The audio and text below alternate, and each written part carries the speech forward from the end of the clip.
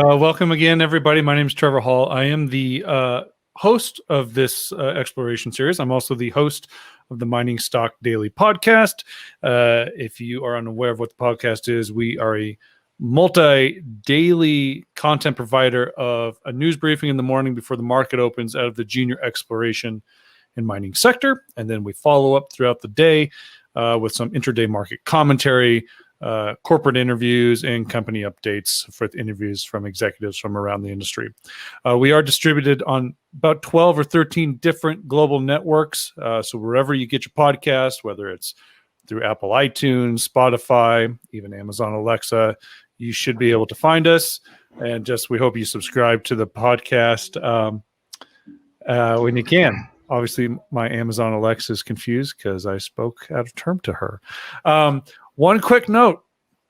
We have shirts, Pet Rock t-shirts, to celebrate the new gold bull market. You can go to our Shopify page to pick yourself up and your loved ones a lovely t-shirt. So that's my shameless plug for myself. So we've got three great companies out of the Yukon that we are going to highlight today. Not only do we have white gold, we have metallic minerals and also Western copper and gold. Quick rundown of the format. Each company presenter is going to be giving 3 minutes of time to present the company, give a quick rundown. We'll get into some Q&A panel discussion. If you, the audience, do have a question, you will see a message on the right side of your screen where you can type in the question. We will try to get to all of them or as many of them as we can throughout the time we have allotted. So let's get started. Our first contestant in the white corner with white gold in their CEO, Mr. David D'Onofrio. David, take it away, my friend. Thanks for having us. Thanks, everyone, for joining. Hope everyone is doing well. 3 minutes, not a lot of time, so I'll get right into it. White Gold Corp, pretty new company, established in 2016. We are focused in the white gold district of the Yukon. This is the heart of the Klondike gold rush in the turn of the century, where from that point to this day, there's been 20 million ounces of placer gold mined out of the creeks.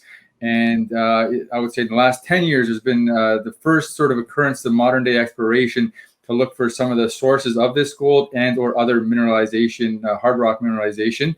This area really came to fame 2009, 10, 11, when some of the properties prospected by the infamous prospector Sean Ryan had some major gold discoveries. This was through Underworld Resources on their Golden Saddle deposit, which was acquired by Keno, and then Kaminak a few years later, which was acquired by Gold Corp, now part of Newmont. Through a long sort of turn of events, the short answer is White Gold Corp basically now owns the rest of that land package, a little over 400,000 hectares, about 1 million acres, and we are very actively and aggressively exploring that with some of these same exploration tools and the same team that led to those first big discoveries. It's a huge area.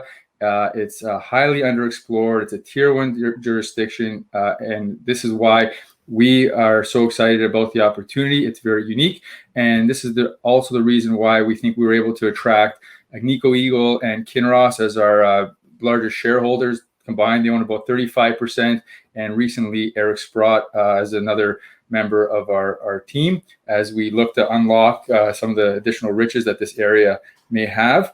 Where things stand today, we're fortunate that we actually did a deal with Kinross to acquire the Golden Saddle and ARC assets from them. That's about 1.5 million ounces now. We've grown it significantly since that acquisition, and we will have another smaller deposit called the VG deposit. So all in all, we're just under 1.8 million ounces of gold.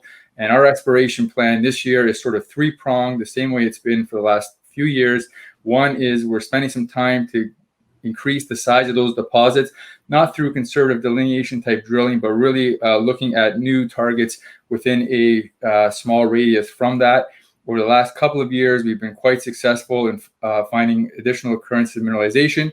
So those are being followed up this year, particularly, and where we just started diamond drilling a couple of weeks ago is on the Golden Saddle west, and the Ryan Surprise, which is 2 kilometers west of the Golden Saddle. So any ounces we find there will be accretive. We've had some great holes in the last 2 years, so we're pretty excited about what can come from that. There's also a number of nice targets along that similar trend. And the other sort of 2/3 of our exploration focus will be one on our Titan target, which was discovered last year. That's on our Hen property, sort of 25 kilometers northeast of the Golden Saddle. We found some very high grade gold occurrences near surface last year. So we'll be following up there with some of the first diamond drilling ever. This is also in a very rich placer district where millions of ounces have been produced. So that surface exploration with some of the supporting geophysical work makes it highly prospective. Another area where we're doing quite a bit of work is on our JP Ross property. This had some tremendous success in the last couple of years. We had the Vertigo discovery, and since then have found an additional 6 targets with some high-grade surface sampling and preliminary RAB drilling. Very high-grade gold, structurally controlled. So what we're doing there as a first step is going in and performing a very extensive mechanical trenching program, along with some deep structural interpretation to really sort of try and get a sense of what's going on. We want all the activity that we're doing to be highly focused and impactful. So we'll be that's currently underway as well, with drills coming onto that later in the season. And with such a large land package, part of our business plan is we're preparing targets for future work. So there's a number of properties we have where we're performing more of this preparatory work. 2 of the very exciting ones, which we get asked about a lot, is the Bonanza property, which is right near Dawson. That was sort of like the heart of the first discovery of the gold rush. There's been millions and millions of ounces of gold pulled out of the placer creeks there. So we're pretty excited to get that underway. And the other property I maybe have a little more time to speak about is our Betty property. That ties on to the Coffee deposit, which was owned by Keno Gold Corp and now Newmont, right along the same fault system. We did some drilling there in 2018, had some very successful results. So we are getting that ready for some follow-up drilling as well. So I think that is a quick 3-minute overview of what we have going on. Thank you so much, David. Appreciate that. White gold trades as WGO in Canada and on the OTC markets in the US with WHGOF. Be sure to put your questions in for David into the chat function, and we'll take care of those and get those answered momentarily. I hope it's just me. David's screen locked up for me. I don't know, but I hope everybody's not having that much of a problem. Greg, on the other hand, is crystal clear for me. So in our far right corner, our next competitor in the navy blue trunks with the purple trim is Mr. Greg Johnson from Metallic Minerals, Metallic Trades, MMG in Canada, and also MMNGF. And I hope he shares some more information of one of the most exciting silver districts we have in North America right now. Well, thanks for that introduction, Trevor. It's great to be here, our first time. I think Metallic might be one of the newer names for listeners. So we are one of the few silver-focused explorers in the Yukon. My background, I'm an exploration geologist by training. Started out my career with Placer Dome, who was acquired by Barrick. Went on to co-found Nova Gold. And many of the people here at Metallic are former Nova Gold alumni. So we've worked together for a long time. We've got a great team of highly successful explorationists. We've focused in the Keno Hill Silver District because of this long history of high-grade production, over 200 million ounces of historic silver produced. And in the last 6 years, nearly 100 million ounces of new discovery, modern 43101 resources with our neighbor, Alexco. We are a relatively new company as well, starting in 2016. Bringing together, really the first couple of years were all about acquiring the assets. So we've now built a land position that's the second largest after Alexco here in the Keno Belt, 166 square kilometers. The focus early on was, how do we prioritize this huge land package? What are the areas we should focus on? So we had kind of a two-pronged focus. We identified 6 target areas that were right on trend of the known mines and prospects, and in fact we've got 8 historic producing mines on our ground, so kind of head frame exploration, if you will. And then the second focus has been on the greenfields part of this brownfields district. So out in the east, where we have the same Keno Hill quartzite and greenstone that hosts the major deposits on the west, and to the south, we've basically gone out and followed up work from the 1950s and 60s from Alexco's predecessor. We've developed 12 multi-kilometer soil anomalies that we're just starting to sink our teeth into in terms of first drilling. So this year's program, it's going to be the biggest exploration program in Metallic's young history. We're going to be a combination of core drilling on the advanced stage targets to keep building out on mineral inventories towards future 43-101 resources. And then on these early stage targets, we're getting the first reverse circulation drill holes into those to really understand what they're about. The targets on the advanced stage are clearly classic Keno Hill type systems. We're getting 500 to 1,000 gram type silver grade, so quite spectacular grades. The stuff on the east, we think it might be more of the same, but the footprints are so large, we're not sure if it's just more of the same classic Keno Hill type systems, or if we might be closer to the source intrusions that everyone's been looking for historically in the district. So it's an exciting time for us to get some holes in to kind of understand the third dimension on those big targets and to move towards building out resources here with a target to be able to table first resources hopefully by 2021. Thank you so much, Greg. All right, now on to our, my returning champion, Mr. Paul West-Sells, the long-going joke between him and I. He's made more appearances on the Mining Stock Daily podcast than any other CEO in this industry. So and here we are once again in the hot seat, Paul, our returning champion, CEO of Western Copper and Gold, Mr. Paul West-Sells, trades on WRN, both on the TSX and NYSE. Take it away, Paul. Well, thank you very much, Trevor. And hopefully everyone can hear me. We had a few audio challenges here, and I think Windows updated halfway through this all. But so let's talk about Western Copper and Gold. A bit of a different story. I mean, we're doing some exploration, but we start with a fairly large project. The Keno deposit, we issued an updated resource. We're now sitting at 21 million ounces of gold and 11 billion pounds of copper. Very large copper gold porphyry. That updated resource that we issued a little over a month ago was the result of an infill drilling campaign that we did last year. And so the goal last year was to do an infill drilling campaign, release an updated resource, which we've done. But when we did that infill drilling campaign, we actually hit some really interesting anomalous results, nicely anomalous results, which we're following up this year. And that's really been our exploration targets. And the first anomalous result was high-grade gold in the south of the deposit. We hit 55 grams per ton over 3 meters. That was the third time we'd hit this really high-grade gold. Historically, we'd hit another sort of 53 gram per ton and a 73 gram per ton over these short intervals. So it was one of these situations where, you hit it once, it's an anomaly. You hit it twice, it's interesting. You hit it 3 times, and really you can't ignore this. So one of the key goals this year is to go back into that area and to drill and try to put together that gold zone in the south of the deposit. So that's target number 1. Target number 2 is on the north part of our deposit. So the Keno, the 21 million ounces of gold, 11 billion pounds of copper, that's the main deposit. We were drilling and really thinking that we were closing off the north face of that deposit last year. And what we found is actually it started to get thicker, and we actually hit a separate porphyry deposit to the north of us. So again, we're in there. That's target number 2 is to focus on that and really just sort of roughly delineate what do we have there. We know it's a younger deposit. We're hopeful that there might be some higher grades there. Remains to be seen. So those are the 2 primary targets. And then the tertiary target is really this property that we got last year.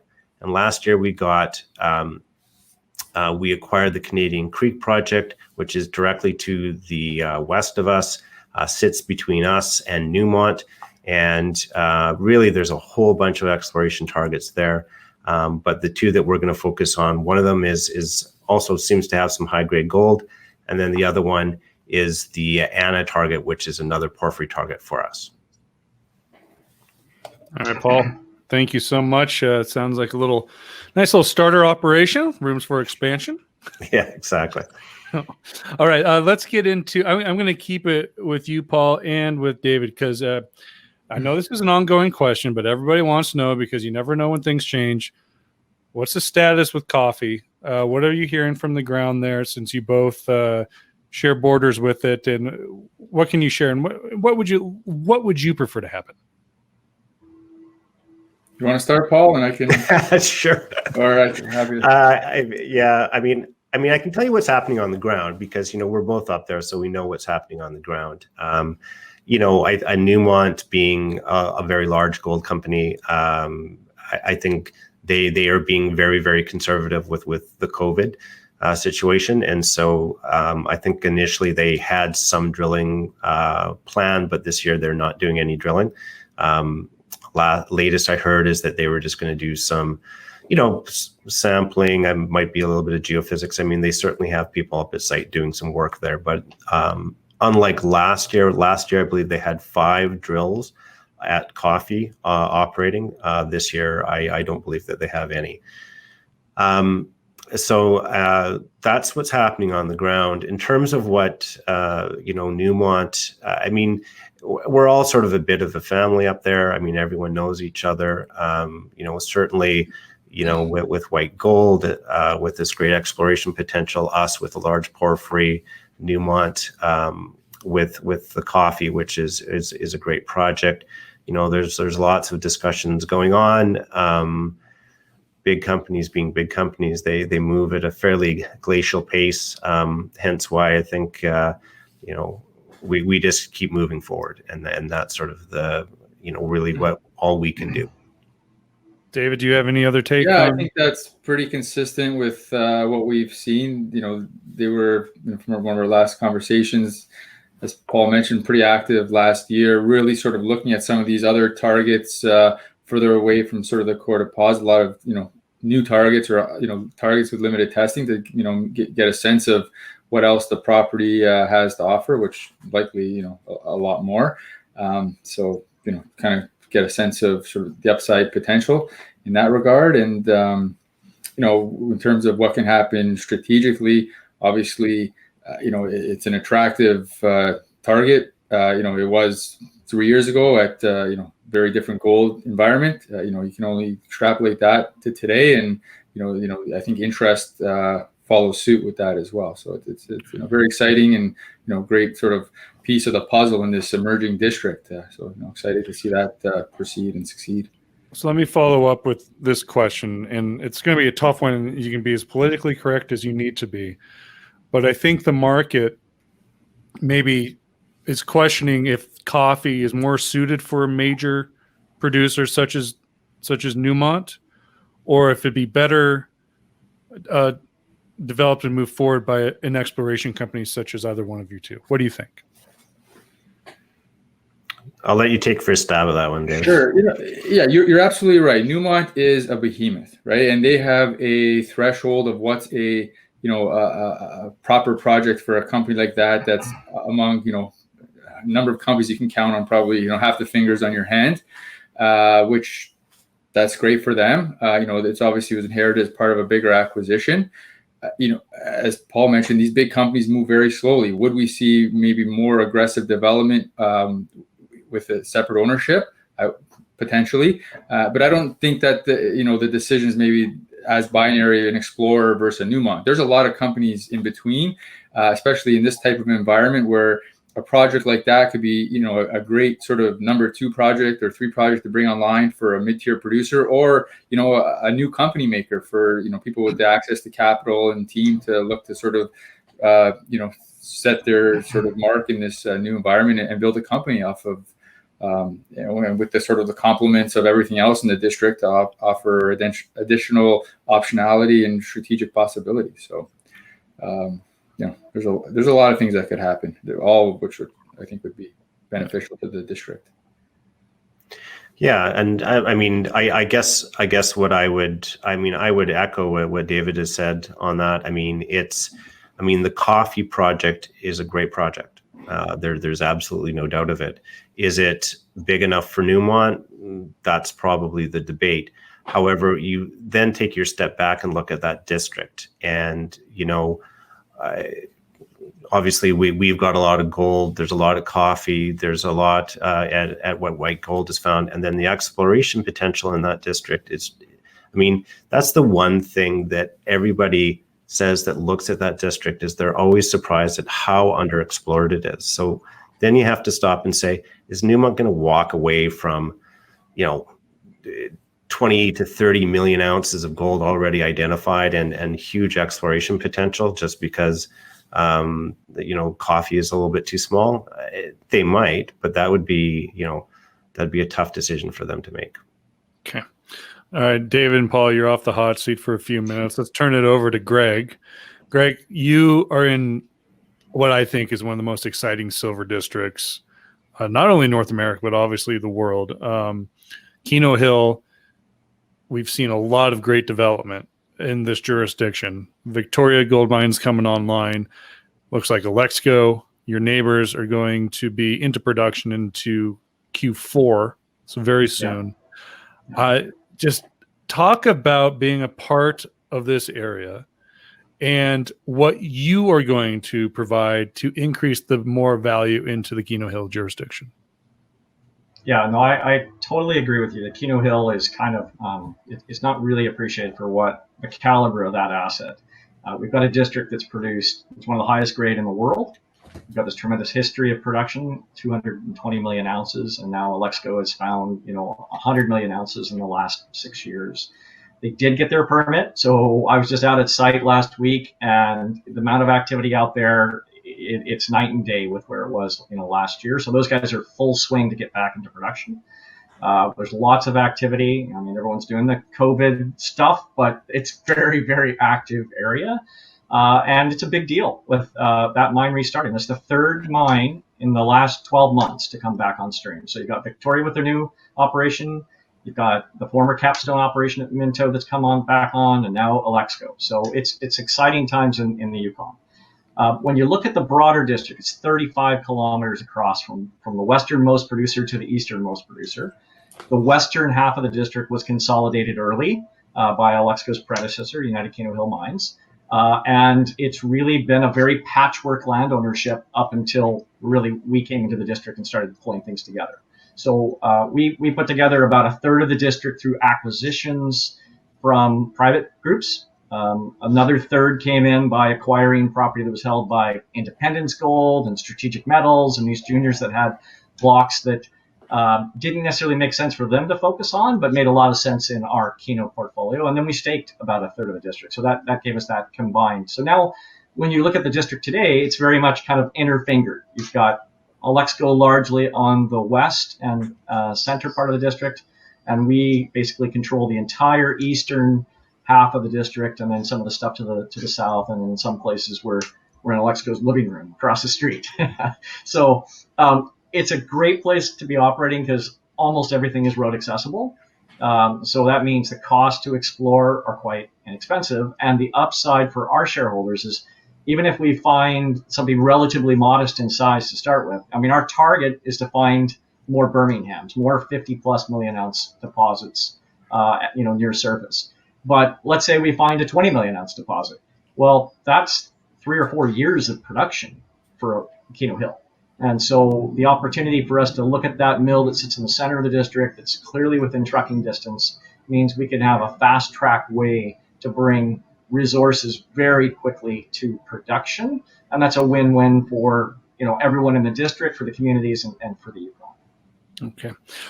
Greg, I want to keep it with you because I have a follow-up question for you because this is really interesting and I would like some clarification from you. Sure. In a recent presentation, in some materials, you included Penasquito as a comparison. Yeah. You got to bring us down to earth on this one. Why? Okay. Yeah. So historically, the focus, that early consolidation was in the western part of the district, and up to this point, everything we've found in the district are these very high-grade, structurally controlled silver, lead, zinc deposits. That's what a classic Keno Hill deposit is: 500 to 1,000 grams plus silver grade, 25% credits from lead and zinc. On the east, we have actually more Keno Hill quartzite exposed on the east than we do on the west. It's flatter, it's thicker. We've got more greenstones, which are also some of the high-grade hosts. So it's been recognized all the way back to the 1950s and 60s that, hey, there's mineralization out there on the east, but there was no road access previously, and yet that patchwork land ownership. But some of the United Keel Hill Mines guys, they recognized that, had similar kind of signature out there. So they did do some early soil and rock sampling from the 50s and 60s that we were the first to follow up in 2018. And that led to the discovery of these multi-kilometer scale footprint soil anomalies. So we've got 10 anomalies on the eastern half of the district that are between 2 and 5 kilometers in length, up to a couple of kilometers wide, that are running 100 grams per ton silver equivalent. And so in soils. And soil is weathered bedrock, so typically your material in the bedrock should be higher than what the soils are. So one, the footprint. The Birmingham Trend, which contains 150 million ounces, is 1.5 kilometers long and 200 meters wide. These anomalies are 10 times larger than that. So already by sheer footprint, these are huge. So that starts to get you thinking. The second piece of the puzzle here is, as the new guys on the block, we came in and reinterpreted all of the regional geophysics. And as we started to look at it, we said, oh, look, isn't this interesting? We've got a series of intense maglows that are directly adjacent to the biggest deposits in the district. And as they go out to the east, they turn to the south, and they occur directly underneath of these large soil anomalies. So that means we've got a soil signature that would be ore grade in the Penasquito pit. We've got a signature size in terms of footprint that's multi-kilometer in scale, and it's got an intense magnetic low signature to it. Well, the hallmark of a Penasquito or a Cripple Creek, these bulk tonnage deposits, which are vein systems and breccia systems that are closely proximal to the original source porphyries or intrusions. And so that's what has started to take us down this route of these targets out on the east. They may just be bigger collections of classic Keno type vein systems, and that's why the footprints are bigger, so just more veins.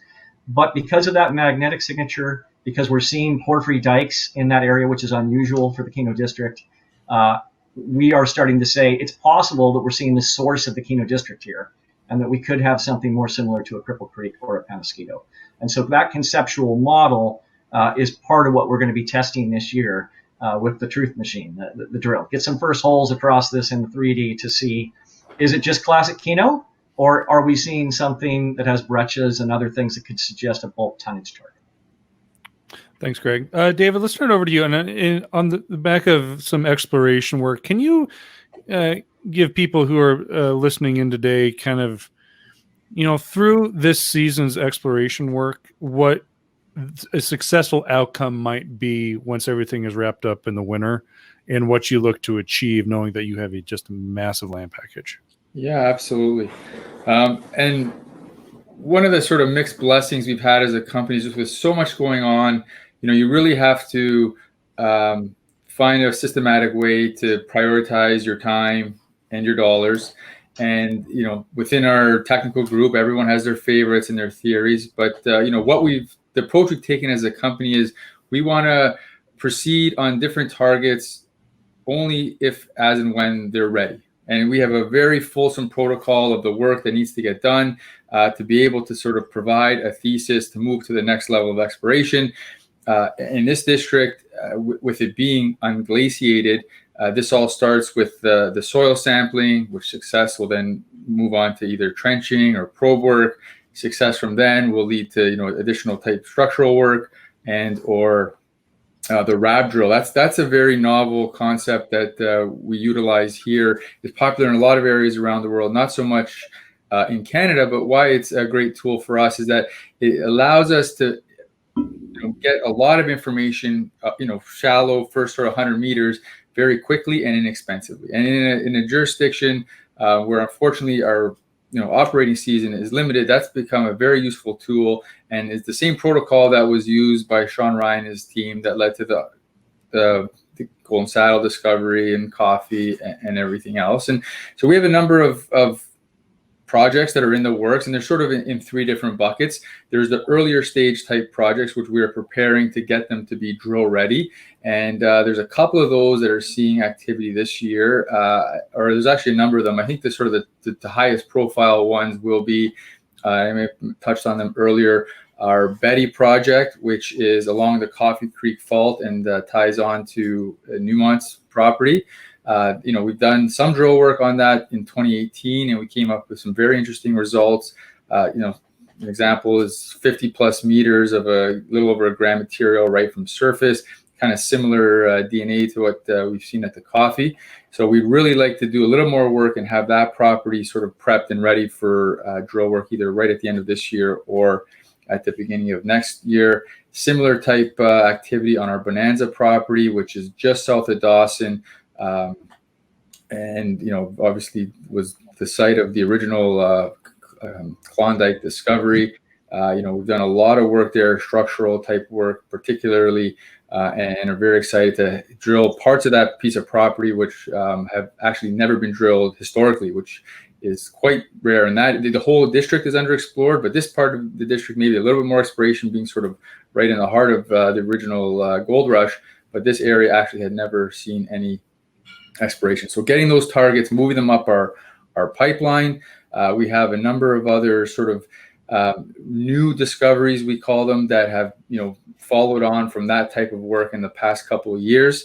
The couple that are seeing the most work in this season is our Titan discovery on our Hen property that was found last year, which is a piece of property that was worked for the first time ever by our company for sure, and I don't think much work had been done in the past. Started with a soil sample, went through that protocol, continued to find more and more high-grade gold, and we will be doing some RAB drilling and diamond drilling this year as well. So this has a lot of different characteristics, all of it very prospective. Nobody's kind of really sure of exactly what it might be, and that's the only one way to find out is get the drills turning and then get some more information.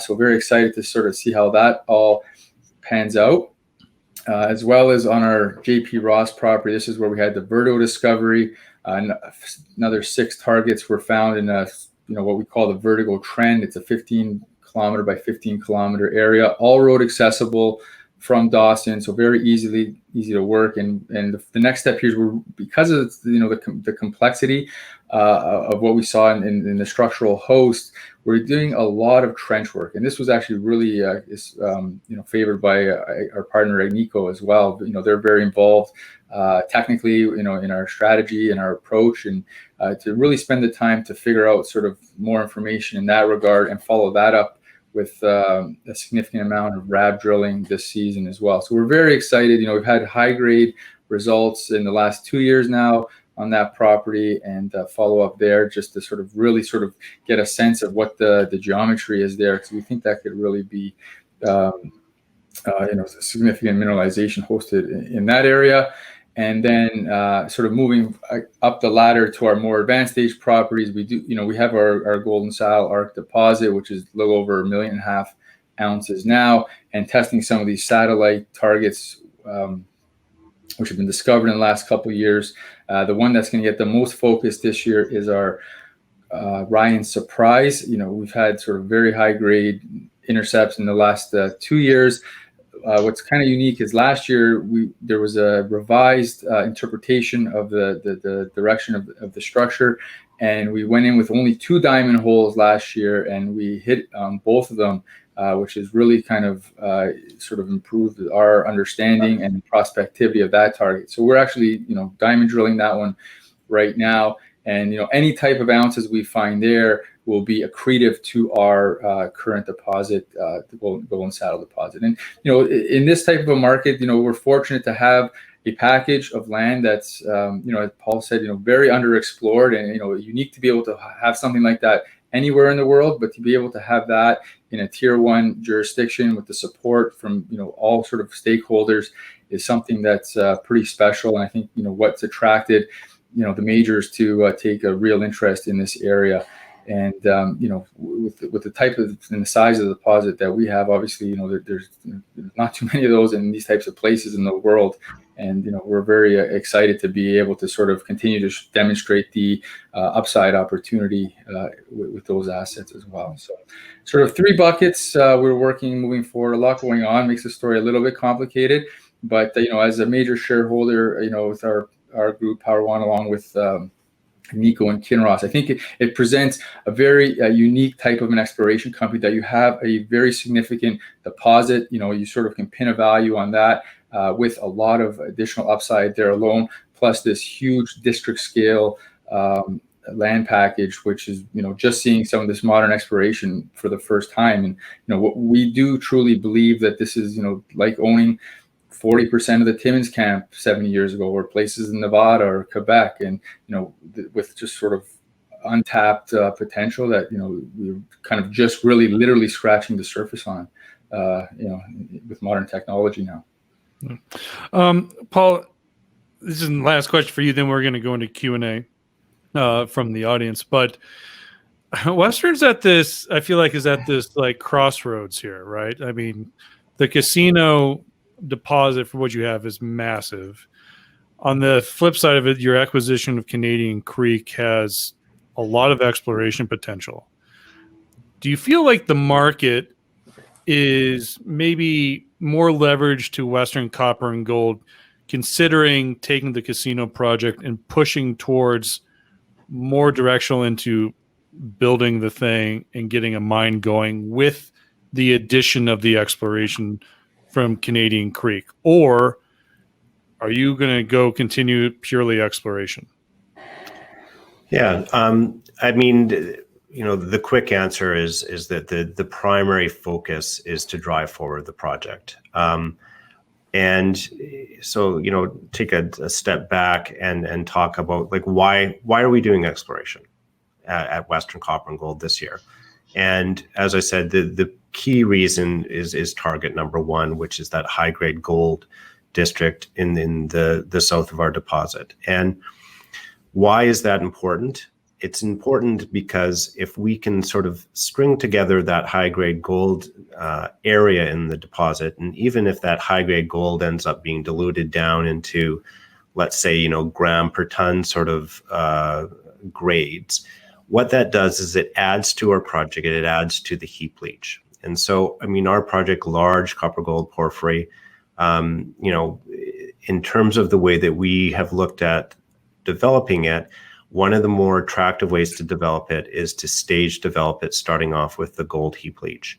And if we can bring in that higher grade gold in the south after delineating it, then that becomes a standalone project. We start with the gold heap leach, and then we move on to the main porphyry. So, but I always say, we're a company more of engineers than geologists. Whenever we do our drilling, it's around how do we improve net present value? How do we improve IRR on the project? It's all project driven in terms of this turning into a mine. And that's absolutely our focus. So even though, we're doing quote unquote exploration, really it's just further delineation of things that we already know, and it's working towards improving the overall project. Okay. There was a follow-up question from the audience for you, Paul, just based on what you've seen, or maybe from what the team's seen out of preliminary drilling this summer. Anything you can share out of that? I wish I could. I mean, what I would say is that we certainly have been seeing some interesting results. Part of the problem with having 55 gram per ton intervals is that it's got to be pretty spectacular for me to news release it at this point in time. But it's going to be lots of we're going to have a busy winter, sort of pouring through all the results, I think. But there's certainly lots of stuff. Lots of chewy stuff that we've seen so far that I think is going to make for a very interesting story. Okay. David, how about you? When could the market expect to see first assays out?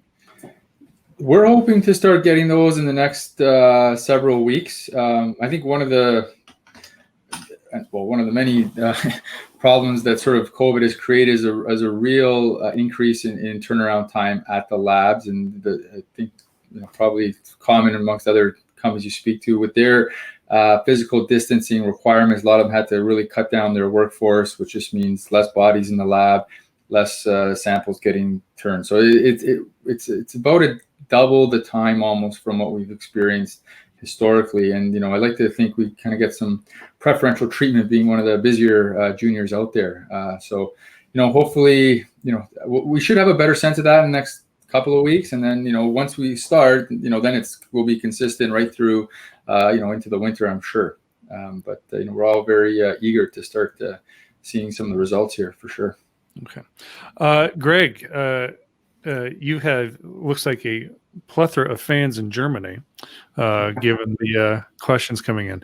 But people want to know, given the targets you have for your exploration work, and this is pretty forward thinking, obviously, but what would you expect to see maybe a resource being put together, an early resource being put together, given what you have? Well, we've got 3 target areas that we call our advanced stage targets. We have 6 total advanced stage, but 3 of those already have enough drilling, trenching, or underground sampling that we've got an initial mineral inventory on those. So we're building on them. It's really kind of getting them to critical mass, building the tonnage out. So we're doing step-out drilling on those targets. We're already 3D modeling, for instance, at our Formo and Caribou targets. So it's an iterative process. We're building on it. We're going to hit some holes in those targets this year, and we'll see if that's enough to really move the dial in terms of what the market would see as significant, or whether we need to do a bit more work. But our objective is to advance these to first resources, and ideally by 2021 is what we're targeting. So, but that's going to be highly contingent on the results that come out of this.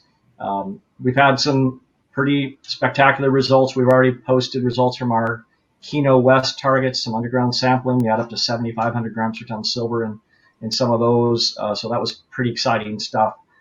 We've got news coming from Keno East here shortly in terms of some of the work that we've been doing on the surface and on the geophysics. And then kind of like David said, we'd expect first drill results to start coming out perhaps in early September. And it sounds like you got some money in the bank now. Yeah. We just closed this morning, $8 million bought deal with Canaccord, with Eric Sprott as the largest investor in that. He took about 20% of that deal, so his second investment in the company. So we're well funded. We're sitting around $10 million, and we've got about another $12 million in the money warrants and options. So we're really in great shape to accelerate our programs and really get out there and start taking to these where we think, all these targets where we think they really can go. What's the time frame? How long do you think that 8 million will last you, Greg?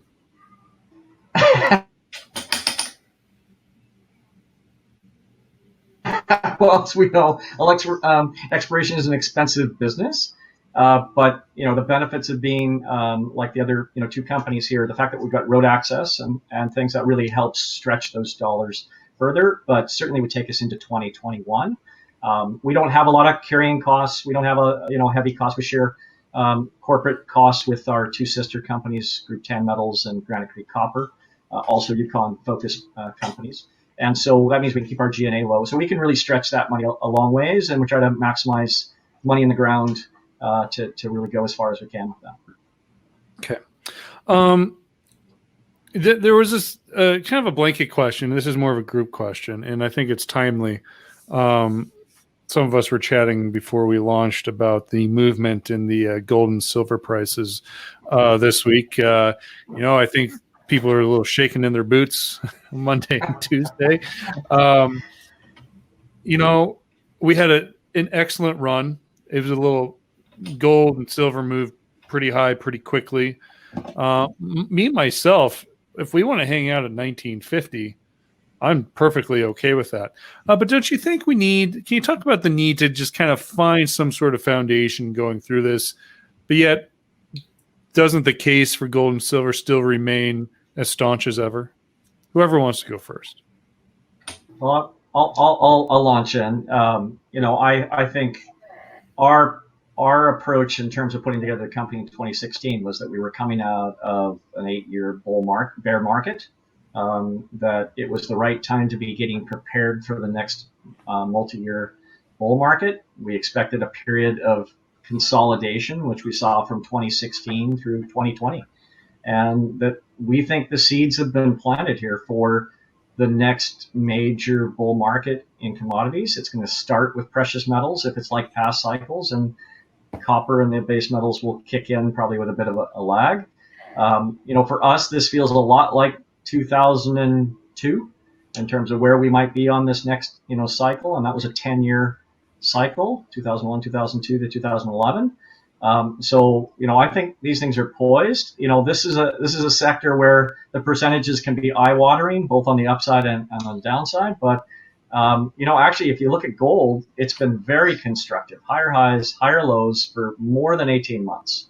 Silver is just barely catching up with gold. The ratio is still at historic highs, and I think this is a really healthy, quick correction to get the frothiness out a bit.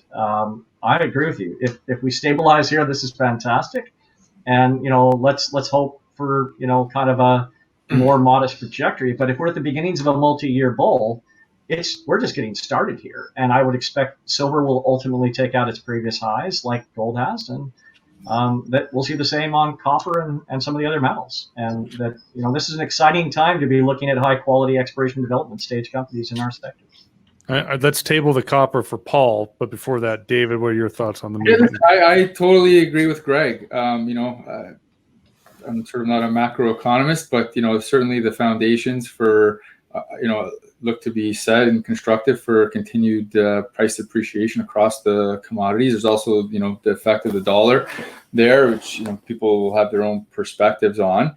The only one thing I would add, from a company perspective, and I think the other guys probably share similar views, is you want to be sort of operating towards some sort of a conservative base case scenario, which has always been the case. I'd be hesitant to start looking at prospectivity of projects using $2,000 gold as kind of a base case sensitivity in that analysis. And I know for ourselves, for sure, sort of just based on kind of internal desktop work we've done over years ago, these projects all looked very prospective at much lower gold prices, and that's kind of our internal mindset and how we're working. And at these prices, and if prices continue to go, that's just sort of all icing on the cake from our perspective. And definitely welcome that. It certainly brings a lot more interest and helps things get done. But I think the opportunity for that is incredible. And there should be a strong premium for working in a tier one jurisdiction like the Yukon. I don't think that can be understated enough. We've seen tremendous efforts, both politically and financially, from the Yukon and federal governments, specifically to support the mineral extraction industry and the benefits. That is so unique globally, and I think the benefits of that will be paid back in spades to the government. So really commend them on that for all their support, and they're always there to help in any way they can. So that I don't think the market's priced that into any of our companies yet, but it truly is another differentiating factor. Not to mention that we're operating in Canadian dollars with these commodities trading in US dollars, et cetera, stuff everyone else knows, of course. Okay. Paul, can you add some commentary with copper? Absolutely. And I'd sort of pick up from what Greg was talking about, that it feels like, 2001, 2002. And, I'd even say, a little bit like 2008, 2009, where you had, in that case, obviously a market crash.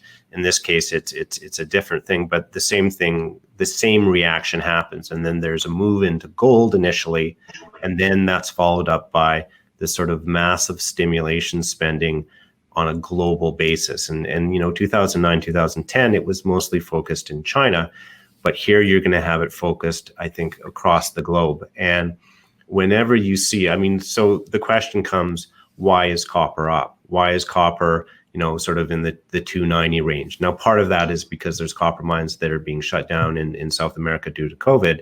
But more importantly, it's because people are anticipating this sort of, how do we restart the global economy on the back of a vaccine. You do that by stimulus spending. You do that by building infrastructure. All of that equals copper. That's why copper is up. That's why copper has just begun. 290 is just back into sort of a healthy level. I mean, the last time copper ran, it was over $4. I expect it to go, well over that $4 again during this cycle. And again, as Greg says, it feels like just the beginning of this. You're also seeing money just come into the sector. The investment in cannabis is sort of over.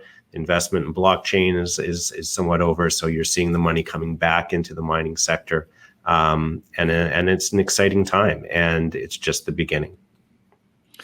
Well, gentlemen, if we get a 10 to 12% decline in the price of gold, we call it a correction, and we get a correction.